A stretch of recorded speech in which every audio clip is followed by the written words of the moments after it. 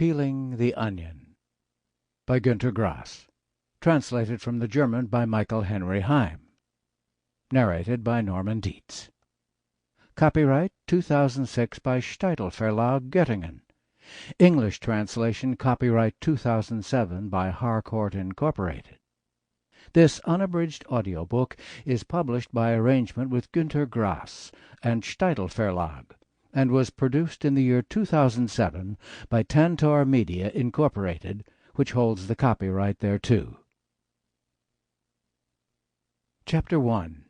Skins Beneath the Skin. Today, as in years past, the temptation to camouflage one's self in the third person remains great. He was going on 12, though he still loved sitting in his mother's lap, when such and such began and ended. But can something that had a beginning and an end be pinpointed with such precision? In my case, it can. My childhood came to an end when, in the city where I grew up, the war broke out in several places at once.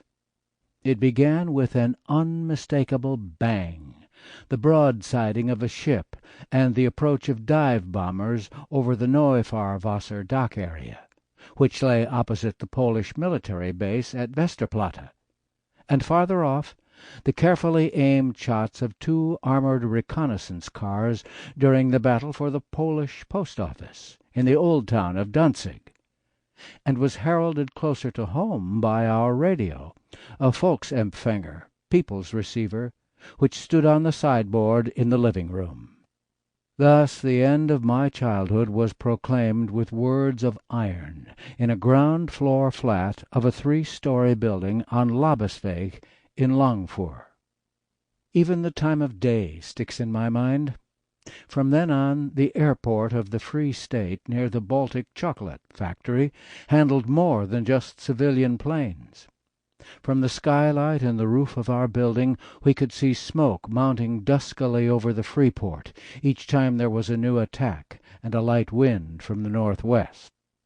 But the moment I try to remember that distant artillery fire from the Schleswig-Holstein, which had been retired from active duty after the Battle of Jutland, and could no longer be used as anything but a training ship for cadets, and the layered sounds of the Stukas or Stutzkampfflugzeug, dive-bombers, so called because high above the combat zone they would tip to one side, then lunge down on their target, releasing their bombs at the last moment, I am faced with a question.